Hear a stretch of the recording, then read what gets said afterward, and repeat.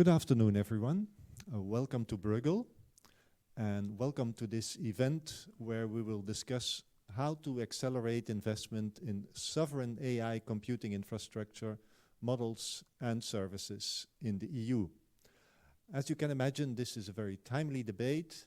The Commission came out last week with the Apply AI strategy, and before that, in the course of this year, the Commission has come out with several proposals and investment plans in AI and AI services.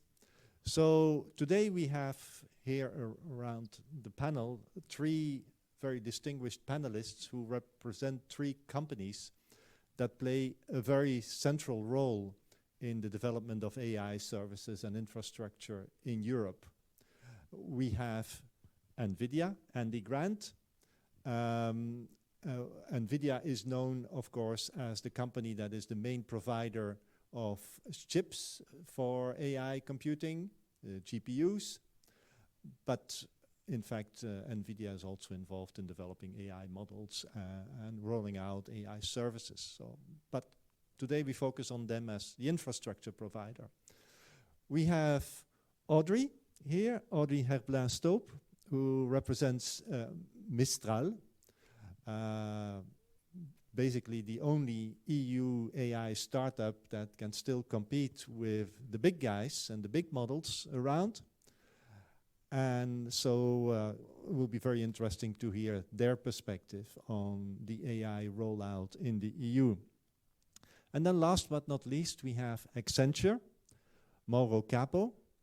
Accenture is at the interface between the model builders, like Mistral, and the firms, the companies that want to implement AI-driven services in their company. And so that interface, I think, will reveal us very important insights on where the bottlenecks in the take-up of AI in Europe are.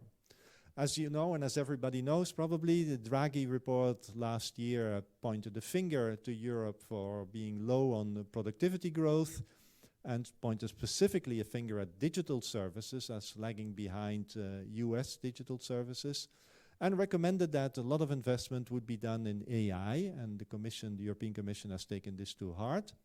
But most of the investment actually in AI in Europe is done by private companies.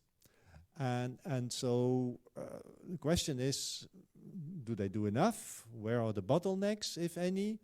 To what extent is financing a bottleneck? To what extent is regulatory compliance maybe a bottleneck in the uptake of these services? So the way we'll organize the debate here is I'll do a first round of questions, and I'll ask a more general question to each of the three panelists, and they get a couple of minutes to reply. I'll follow up with a more specific question. We do the rounds. And then we open up the debate to the floor for question and answer for the last 10-15 minutes of this session. There is Slido available. You can, let me check the code. Slido is available at EUAI, hashtag EUAI, where you can ask your questions. I will see them here on my device. And I'll pick at the end a few questions that you have been asking. We also have an online audience, of course. This event is live streamed. So online audiences can also ask their questions at Slido, hashtag EUAI. So let me start with Nvidia. Andy, you're the director at Nvidia for Europe and the Middle East, and you have an extensive experience in high-performance computing, scientific computing, working with researchers to build the infrastructure for that. And so the European initiative on AI started already last year with building on the existing high-performance computing sites in the EU that were perceived to be a good start. And then gradually is extending on this and building on this with AI factories, AI gigafactories, and so on and so on. And so I would like to see, I would like to know how you are looking at this gradual increase or rather rapid acceleration in investment in AI infrastructure. Is it fast enough? Is it picking up enough? Maybe you and Nvidia, well, now that your market for GPUs in China is becoming a bit more constrained, let's say, you can ship more of these GPUs to Europe and accelerate the rollout of infrastructure. Lots of this HPC network computers were, well, scientific, very accurate computers, 64-bit computers. Was that a good starting point for AI, for Nvidia, that now goes to 4-bit floating point chips? So the other extreme of the AI infrastructure. I would be glad to hear your views on this. Great question, thank you. I'll start back with the Euro HPC initiative then, and those initial machines that have been deployed for the last 2 or 3 years, that some of the early AI work and AI factory activities have been built on. Because they were purchased as HPC supercomputers at the time, and successfully deployed 2 or 3 years ago for the main ones. And then in part, they've been used for academic research in the major research labs around Europe, but then industry partners and startups have also very successfully used those machines to get going. Mistral being a case in point. Mistral developed your original training was done on the Euro HPC machines, I think Leonardo and the Genzi system as well in France, so nationally funded infrastructure. And Leonardo, when it was installed 2 or 3 years ago now, was billed as the world's fastest AI supercomputer. Okay, so Europe had a great start. And then since then, we've had other machines, the Barcelona Supercomputer Center and the Jülich Jupiter system, which was the first exascale platform. And if you look at AI workloads on those 64-bit systems, they're significantly faster than they would have been on previous generations of CPU-based systems.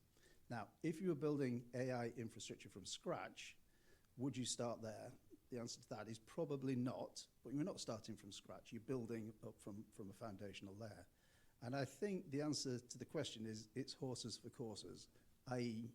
if you're doing scientific computing and you need that really high precision, then you need the 64-bit capability, whether it's in hardware or software emulation. If you're doing AI and the AI models allow you to go down to 8-bit or 4-bit, then that's the way to go, because you're going to be much more energy efficient, you're going to use far less memory, and so that's a great place to start. If you're doing mixed workloads, so AI for science, let's say, where you're replacing some of the scientific kernels in the applications with AI-driven physics models, for example, then you need a mix of both capabilities. So I think what Nvidia is developing is a range of products to cover all of those eventualities. And dependent on the use case, you would pick more of A, more of B, more of C, etc., and mix across those. So that's my answer. It's a kind of, you choose the right tool for the job, and sometimes you have to make some compromises there to get the best blend.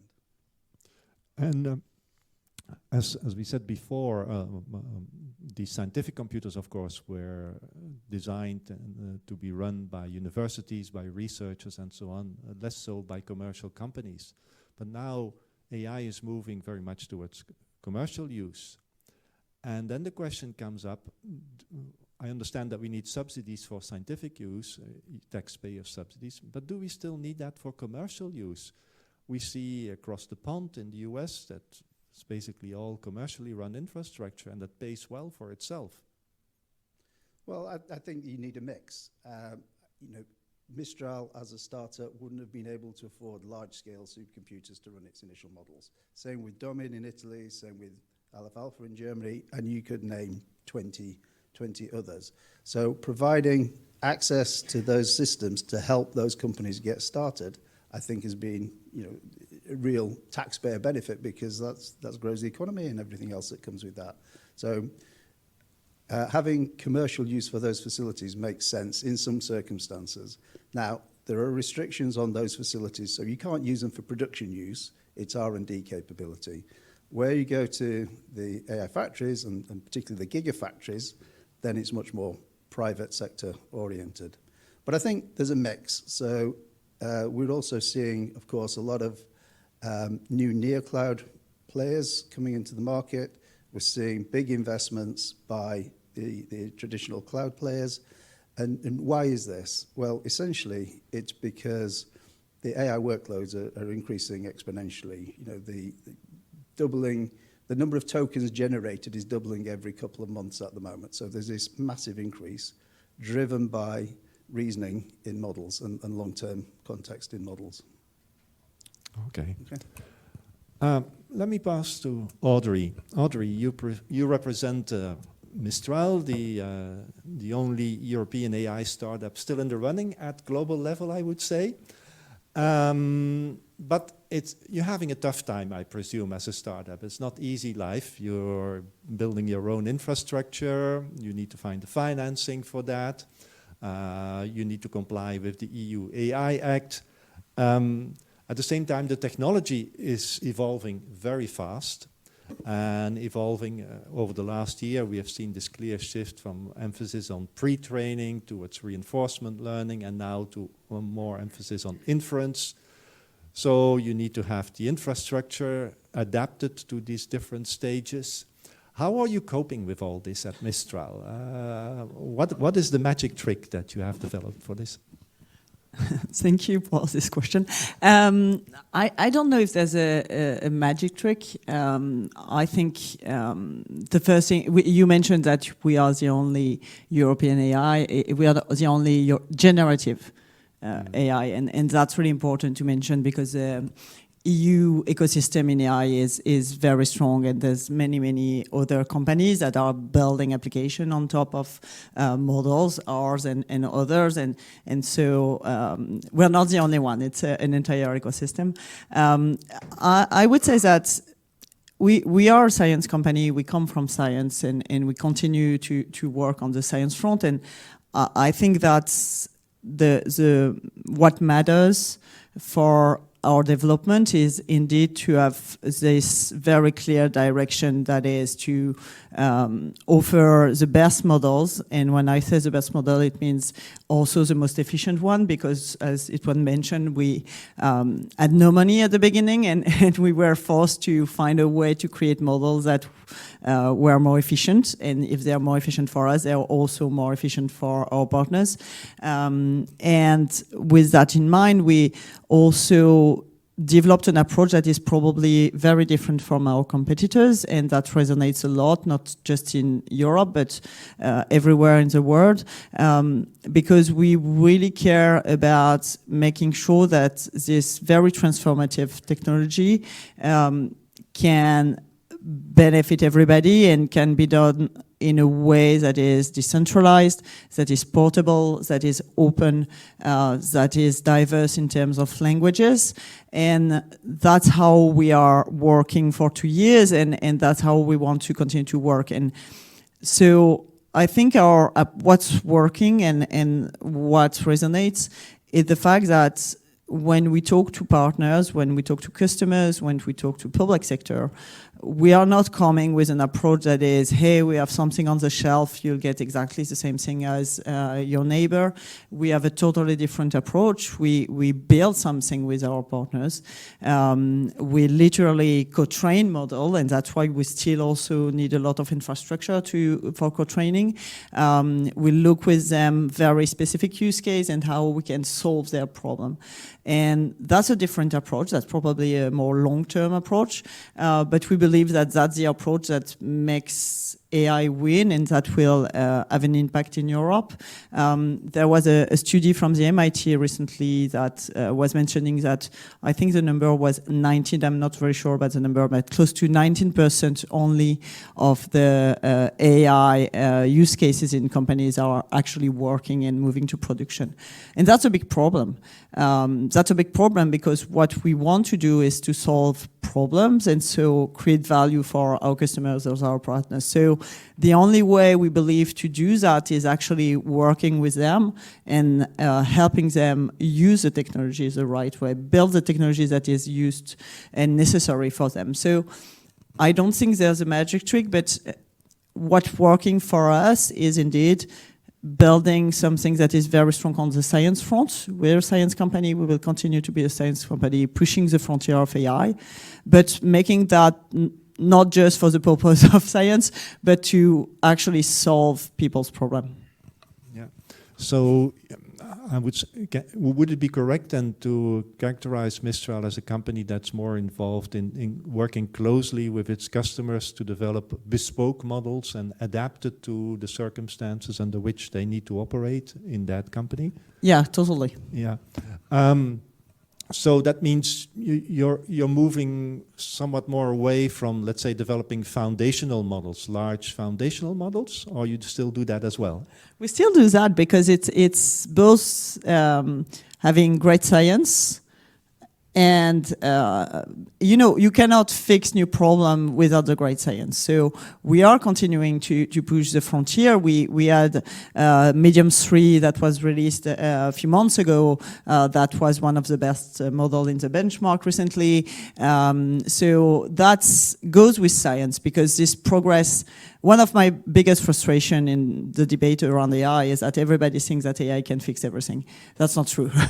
and we need to continue to advance the science front to actually fix real problem and solve new problem for company. For example, we are now working with ASML. As you can imagine, ASML's problem as one of the most sophisticated problems that you can find in industry. It requires to push the boundary of science to help them improve observability in lithography, for example. So it's actually building great science, pushing the frontier, and making that in the hands of industries, in the end of public sector, in the end of the defense sector. That's a true need for Europe, to make sure that this science is not just here for the purpose of science, but is actually fixing real-world problems. One last question.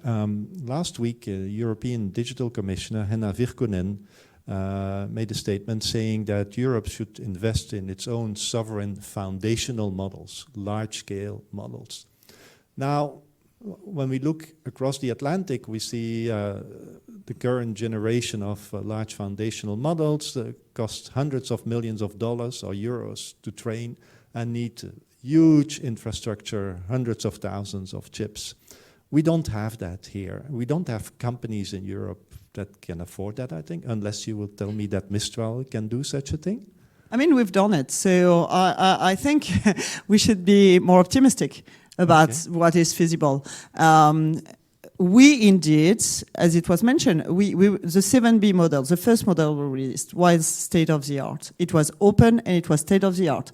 And we had almost no money. So yes, this is an industry that is capital intensive. Compute is expensive, I'm sorry.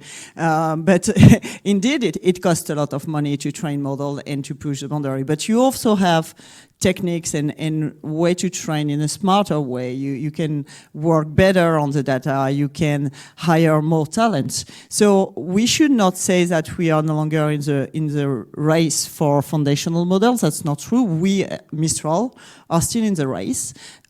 Indeed, it's a problem that there's very few stakeholders in Europe that are still in the race, and we are very sad. When I joined the company at the very big 2 years ago, there was many stakeholders in Europe that were in the race, and indeed, seeing them no longer being in this race is not a good news for none of us.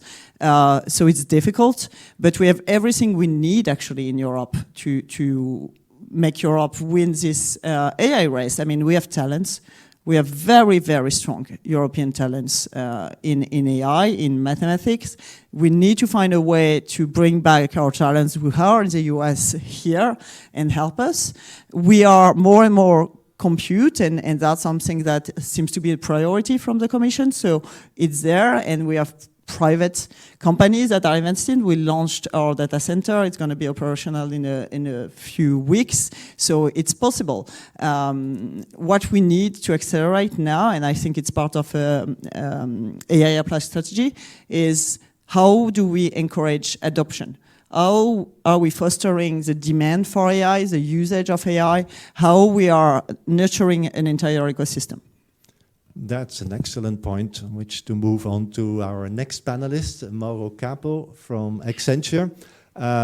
Mauro, you have extensive experience actually across the value chain in AI, starting from cloud computing to the modeling, and Accenture is very much involved at the interface between the model developers and actually the applications at firm level. So my question to you is, listening to what Audrey just said, this bottleneck in the uptake by companies, and she mentioned also this MIT study that came out that says, well, most companies who start on AI rarely have a clearly defined business case for applying this.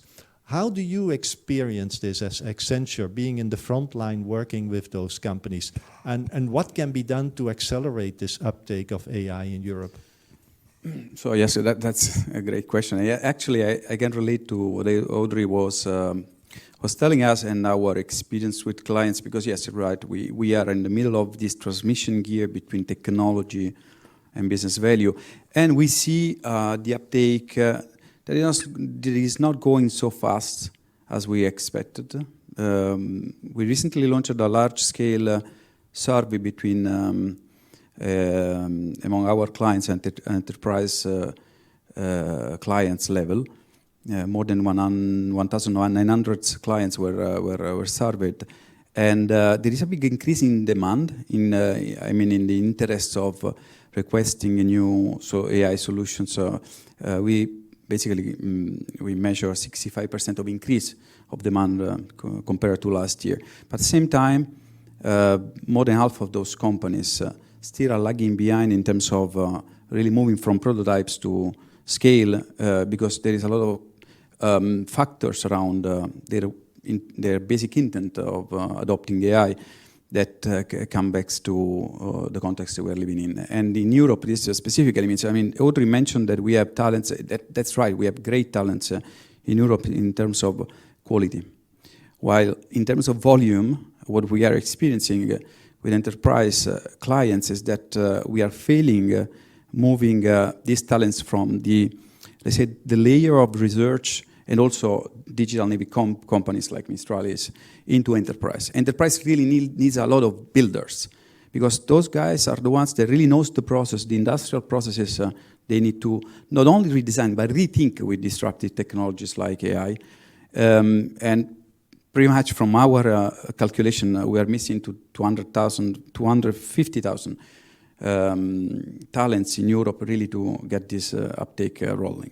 Why that? Because builders are the ones that really understand. We are not talking of technologies like cloud where we had time to create those talents inside the enterprise, moving them up to the ladder in the enterprise. And it took some time, but then eventually redesigning the processes or redeploying processes with cloud was easier than rethinking with disruptive technology like generative AI. That's one. The other one is cost, of course. This technology, yeah, they do cost. The point is that it's very few companies are really able to measure how much value they're taking out from this reinvention through AI. The ones that are doing that have 4 times the chance to be really winning the market and close the competitiveness gap versus their competition. But it is also another, in that specific dimensions, putting in place a value realization kind of model that really measure how much you're spending, how much you're gaining from AI. It's a critical success factor. There's another side of the cost dimensions, which is how much we are able, as a community, to chase the, I would say, the depreciation cycle of these technologies. Unfortunately, again, compared to the cloud and compared even to the previous waves of infrastructures that we put in place in the world and in Europe. Now I'm thinking to the fiber optic cables in the early 2000s and the clouds in the early 2010s. they had a depreciation cycle which was years, now 20, 30 years, or 5, 6 years for cloud. Now we're talking 18 months for GPUs to depreciate almost to 1/5 of their initial value, which means that the clients that are thinking to land big AI factories, they have to immediately ask themselves how to return on that investment and to put in place a model of chasing the consumption through demand attraction and retention. And this goes back to what Audrey was mentioning around working with clients in developing a really compelling industry use case, which I think is the missing factors in this moment to get the things at scale. When I'm thinking to the AI Gigafactory initiative by the European Union, that's great, but still I think we need to work a bit better on how to create the flying wheel of industry use case that will drain consumption. On the other hand, we do not have the benefit of having big software platform providers in Europe, I mean, apart from the very well-known that can generate consumption just per their organic consumption through AI embedded in their own application. So we have to recreate the level. And this is, I think, our mission as well as large system integrators in Europe. The final one, I think there is also, of course, a question of uncertainty, which comes back to the regulations that we are seeing are being developed and then published by European Union authorities, government, so on. It's not a problem per se. It's that clients just want predictability. They want to know which is the level of regulations, compliance.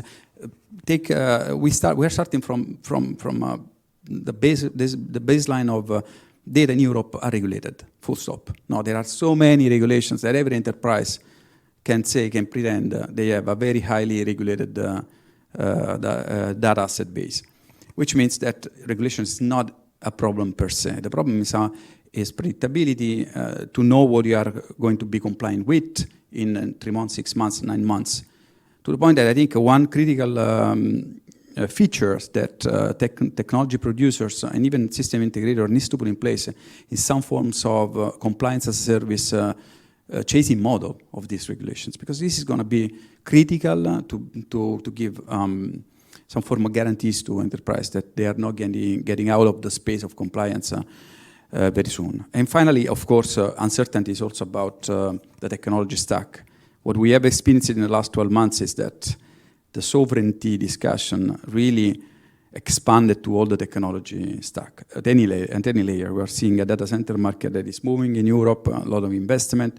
We are seeing big discussions on data platforms. So we're seeing, of course, sovereign cloud is still a big debate on it. And AI, it's a big one.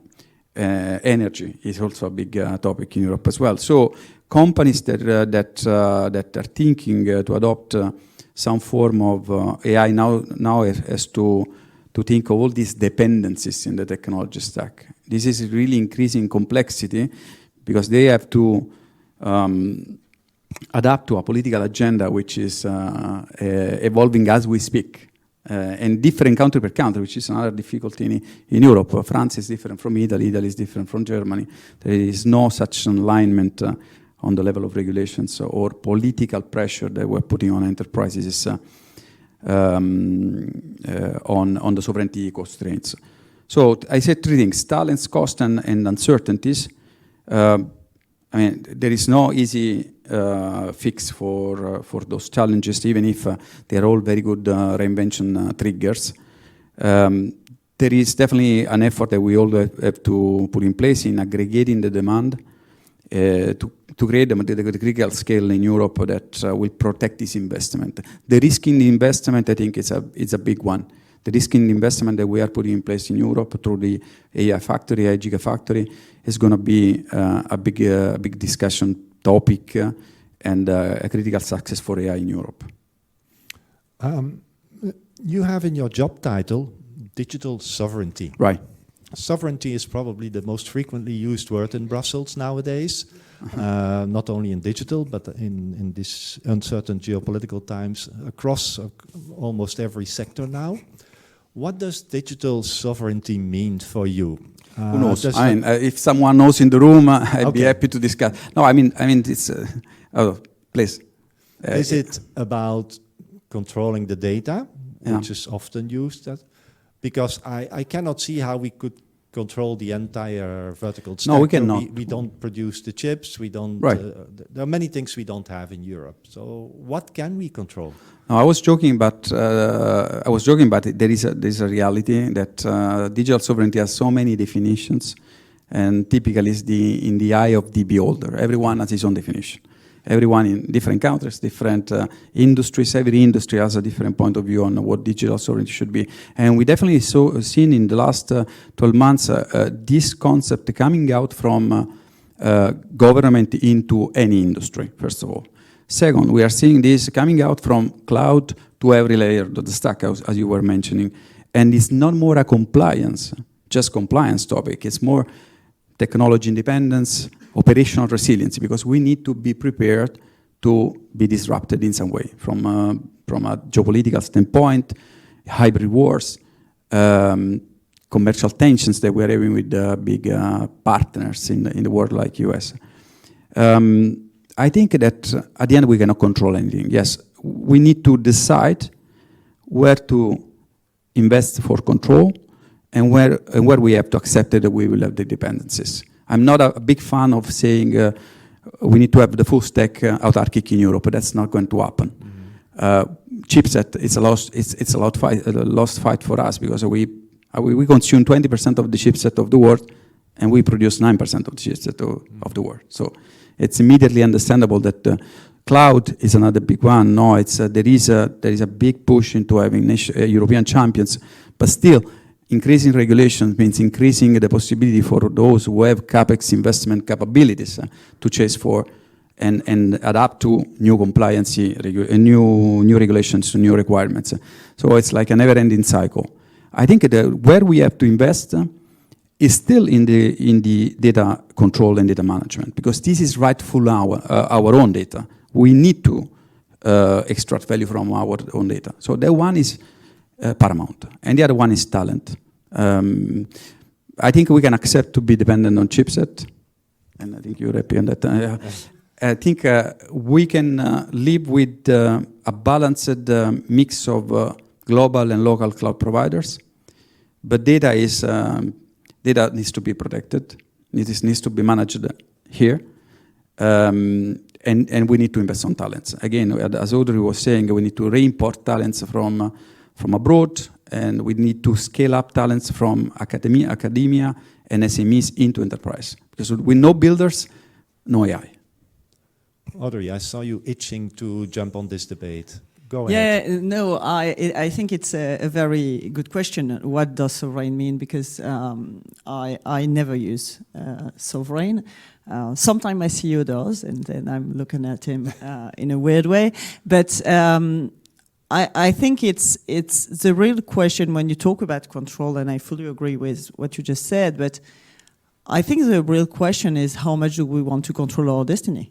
And I'm sorry to ramp up directly to big questions, but the reality is that this technology is the most powerful one and will have an impact on every layer of our life, will have such a big impact on democracy, on access to information, on everything.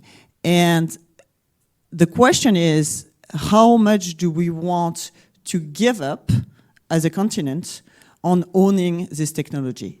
And let's be really clear. I mean, the Chinese have the technology, the Americans are really strong with the technology.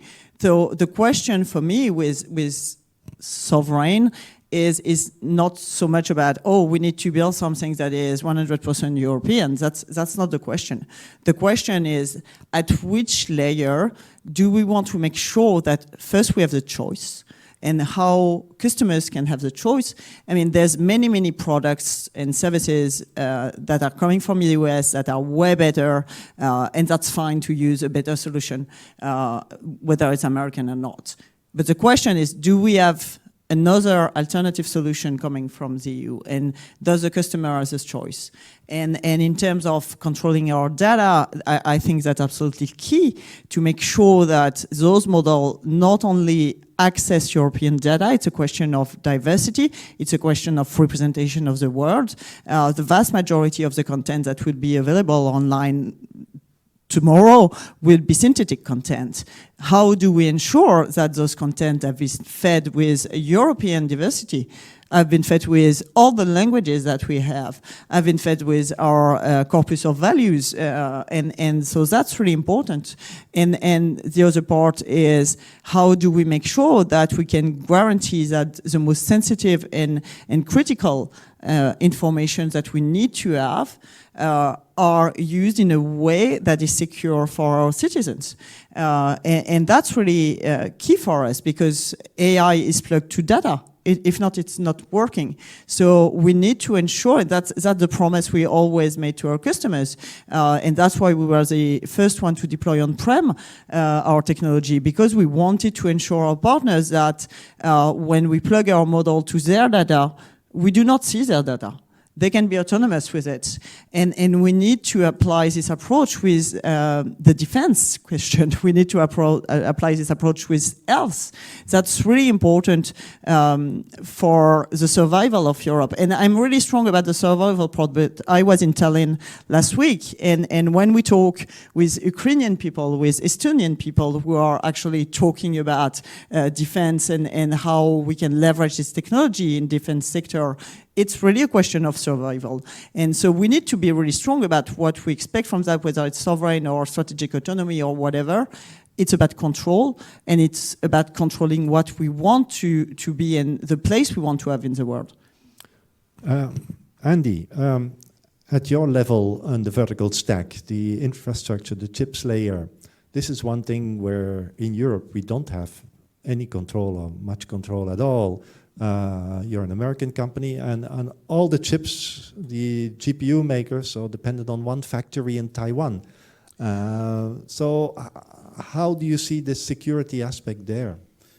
Well, I think the point you made there is a good one, which is we're all subject to global supply chains. So actually, in our biggest systems, the systems that we ship day in, day out, we're using CPUs that are coming from ARM, which is a European manufacturer.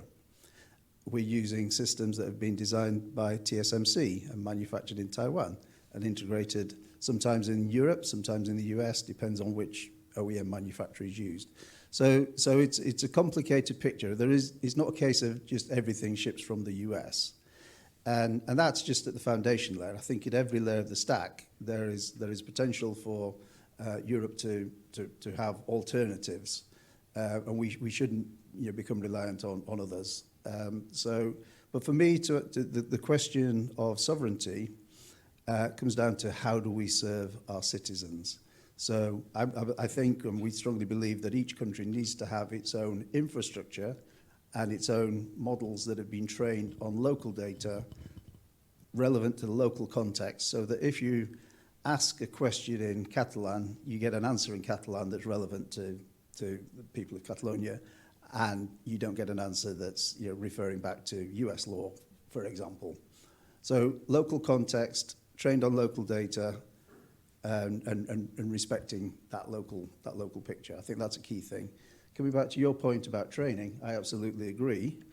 I look after the university sector. We're training, we introduce training materials through our university partners to try and train up undergraduates, postgraduates into the methods and techniques used in AI, so that we can serve that next generation of engineers who will go out to the Mistrals and the Accentures for in different roles.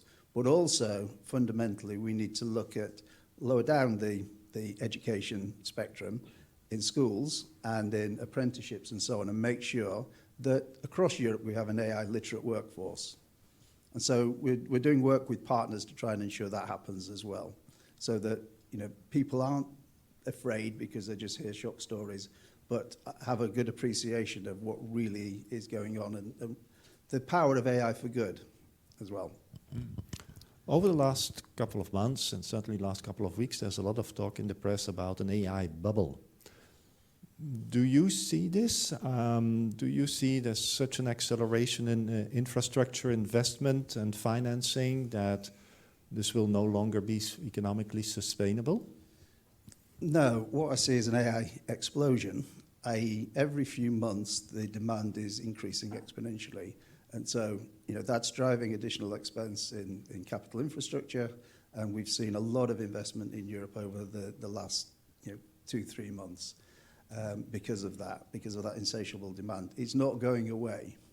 Now, there are many areas where things could improve in the services side, in making sure that proof of concepts are properly turned into production environments correctly and so on. So I think there's roles at every layer of that software, of that stack, from both the infrastructure layer, that's only one part of the puzzle, there's the model layer, the services layer, all really important, with making sure that we've got the right skills across all those different sectors. So I don't see it as a bubble at all. I think there's a strong demand, and the markets are reacting to that demand to fund additional resources. There's demand. They're doing it for a reason. Right? There's demand for the infrastructure, but can companies afford it, Mauro? Can they? Can I just pick up on that then? So if we look at today versus infrastructure, a year ago even, for every $5 million spent on new infrastructure, the tokens generated from that would return around $75 million. So there's about a 15x return on investment just using the GPU pricing that's out there today. Within 18 months, the write-off period for the GPU? Within about 3 years, in that case. So I don't think 18 months is a realistic write-off period either. Yes, we're producing new chips in that kind of window, but because that's where partly because of increased energy efficiency. So if you look at current generation chips versus those around 2 years ago, they're 4, 5, 6 times more energy efficient, which is driving down TCO. So which is another expense gain. So there's an insatiable demand to keep innovating in this space. But the chips that were around 18 months ago are not disappearing. Yeah, you can't attract the same premium for those per GPU hour, but they'll still be there. They're still very useful. Mm-hmm. They'll just be used for different purposes. Mauro. No, yeah, I was saying it's very difficult to say in this stage of the market if this is a bubble or not. The demand, definitely the interest is definitely there. I just have to record that from what our clients are telling us is not completely clear. I mean, these metrics that Andy was mentioning is not completely shared by our clients. And also they're very cautious. No? They're very cautious in adopting because again, they are touching to use AI effectively. You have to you have to touch your crown jewels, your data. And data in enterprise are typically siloed. And breaking those silos and apply a disruptive technology that changed processes from being deterministic to probabilistic sometimes is something that is very complicated to digest for enterprise. They do not have a fabric of skills in their workforce that is able to translate. I mean, we are living the same stuff in our own company, in Accenture. So we're making a big transformation now. We deliver our services through AI. We are a very big organization, and we see that rotating a workforce that is used to, deliver in a specific way into adopting AI, it's a massive effort for everybody. Enterprise that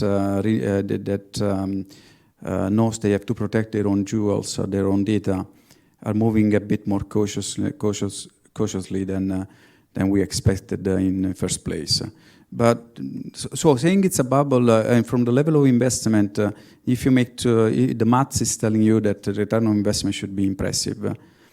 But actually landing the return on investment in this moment is an exercise that few have done with success.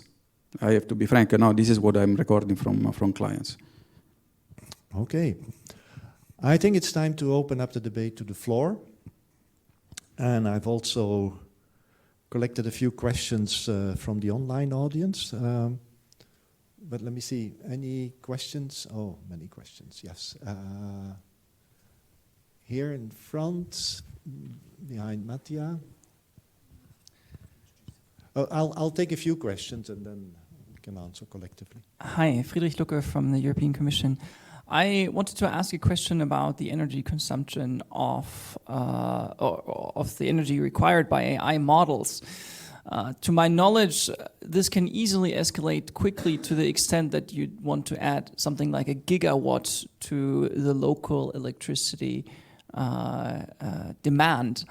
Does Europe have the grids and the capacity to generate this energy and the price competitiveness so that it makes sense that you have a business case to build those data centers on which you can run your AI models in Europe? And to what extent can this or does this have to be improved? Over there.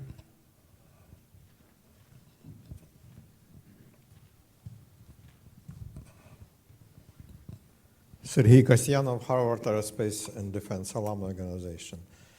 In the press, we can read that Europe lags behind China by pretty significant amount in the development of the artificial intelligence.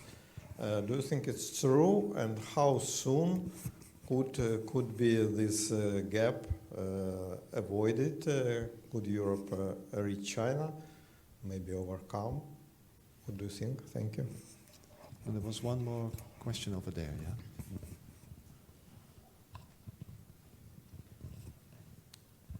Thank you. Jakub Malhatsky from FGS Global.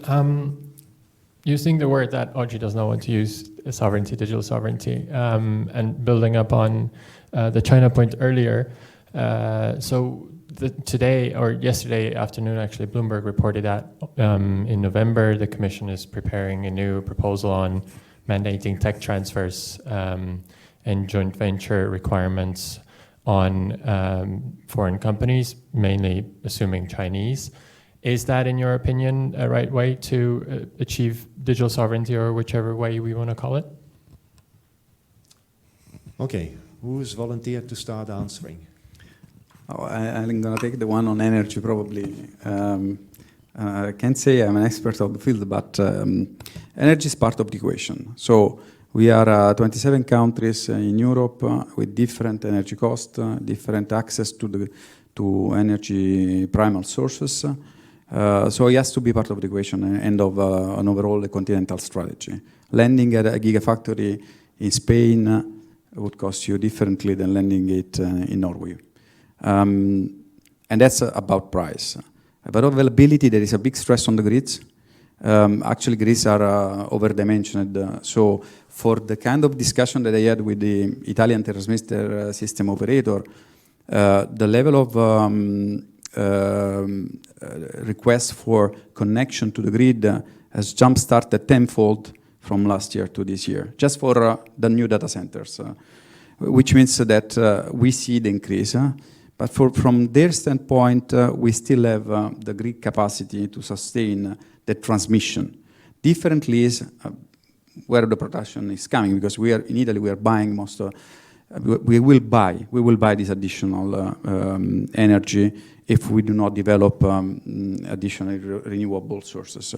So I would say that this has to be coordinated at the European level to decide where the big computing nodes will land in order to have the right balance in energy cost and energy availability. I think that also connecting, the old story of smart grid is still there, it's very important. So grids needs to be connected to dispatch the loads efficiently in order to avoid bottlenecks, as we have seen recently can happen. This is going to be a stress test for all the system. Net by net, I think that the big question is energy cost.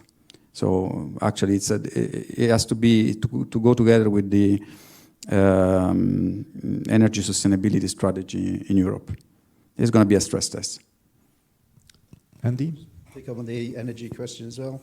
So I mentioned the innovation that's going into the GPU design at every level to try and reduce energy efficiency. And each generation we're seeing, 4 or 5x improvements in energy efficiency. But that's just at the GPU level. At the system level, there are lots of innovations as well. So all of the main AI factory systems are going to be directly liquid cooled, which means you're passing chilled water or even warm water over the GPUs, the CPUs, the memory, and even the power supplies, and ejecting the heat generated by the machines to water, which is much more efficient than pumping it out into air. So there's a whole new generation of data centers being designed to cope with the demands of direct liquid cooling as well. If you do that properly, then the amount of expense you have to spend on cooling infrastructure is reduced quite dramatically as well. But it's always going to be more efficient to put data centers into lower electricity cost countries. Are we going to run out of power? We need to try and make sure that doesn't happen. Our job as an infrastructure supplier is to try and get the 4x, 5x performance increases within the same energy envelope. But insatiable demand is meaning that systems are getting bigger, and we're seeing OpenAI just a week or two ago saying they're going to be rolling out 10 gigawatts of additional capacity. Just to put that into context, the Jupiter system, the exascale platform in Jülich, is consuming 18 megawatts of power. So we're going orders of magnitude bigger for these things, even though that's the biggest machine in Europe at the moment. Audrey? Yes, maybe one word about that. We went through the difficult exercise of doing the life cycle analysis of our models, and we released it last July. You could ask why a one-year-old company would do that, but we did it. And I think that on top of the question of the energetic grid and the infrastructure front, there's a huge need for more transparency and strong methodology, serious methodology in the field of measuring the carbon footprint of models and the way they are used. We have tried to do it. We did it through the entire life cycle. We did it on our biggest model at the time and smallest one. What we did was not perfect, but at least we conducted something that was rigorous on the science and methodology front. And what we would love to see is to see authority at the global level to have a deeper look at it, maybe not our methodology, and our methodology was backed by ADEME, the French organization, but because we need to also provide to people something to compare, something to, just to choose wisely, and there's so many not serious things being said about the carbon footprint of model. So we definitely help from the institution and the EU to push for something more rigorous on this front. And that's also where regulation can be a competitive advantage for us. And we can definitely put some criteria, sustainability criteria in public procurement, for example. And that's the kind of things that would definitely encourage European company and European infrastructure use, because we also have a pretty good decarbonized electricity here, and we can benefit from that. So that's a very strong point I want to make, that sometimes regulation can actually help us if we use it wisely. Just in terms of the models, and we have very strong models coming. I cannot say more, but just look at our future announcement. We have very good things coming. I'm afraid you're not finished yet, Audrey, because online I have quite a few questions for you. People are asking whether Mistral is buying European or whether you use American cloud services, whether you provide services to the French government or to other governments or public sector operators in the EU. There's a question on how has the AI Act impacted on you when it comes into force? How will that affect you? In particular regarding transparency and accountability requirements. Somebody says Mistral has quite openly rejected the concept of systemic risk in the past.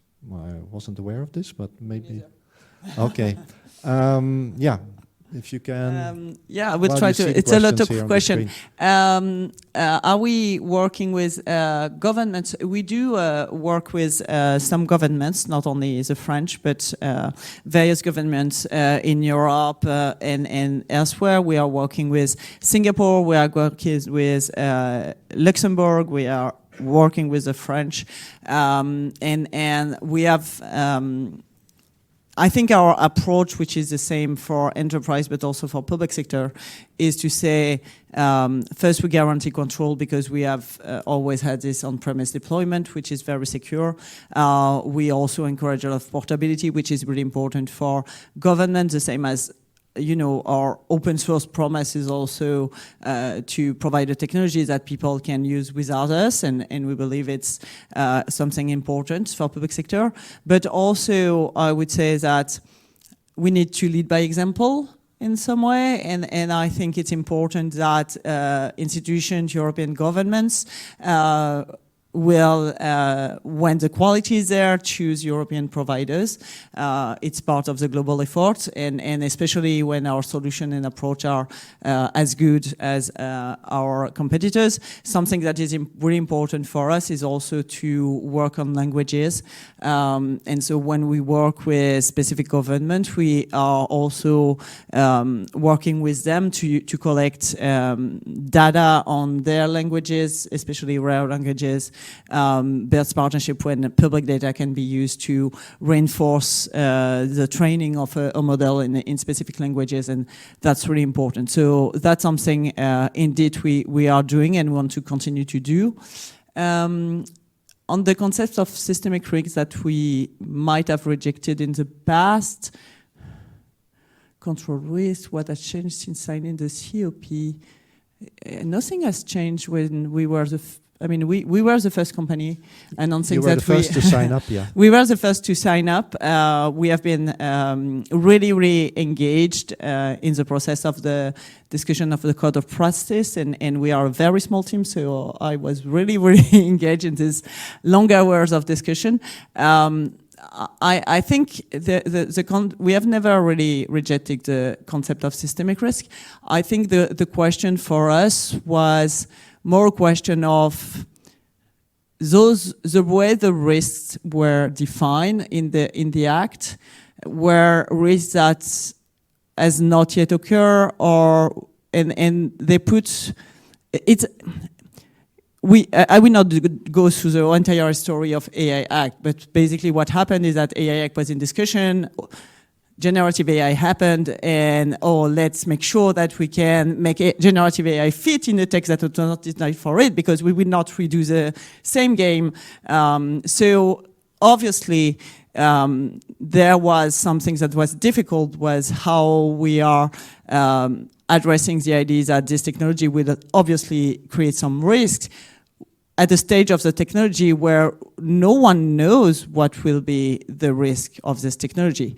And so in those risks, indeed, there's different things that are difficult to understand. The question of the threshold of how you measure becoming in a systemic risk range. The flops threshold is probably the most practical one. Scientifically speaking, is it rigorous?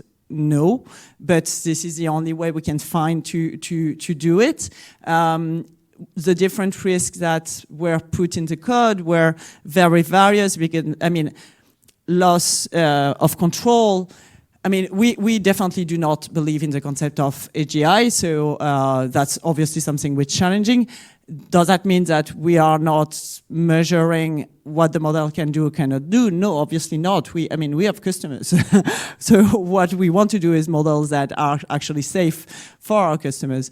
But the point is, it was a bit too soon in the design of the risk, and probably what we are asking to the Commission, and we have said that very clearly to the Commission, is how can we find a way to reopen this question as it goes, and make sure that we can reassess the different risks that are in the list to make sure that we have something that is actually capturing the reality of what's happening and not, you know, trying to map risks that we do not know if they have occurred yet or we do not know if they will occur.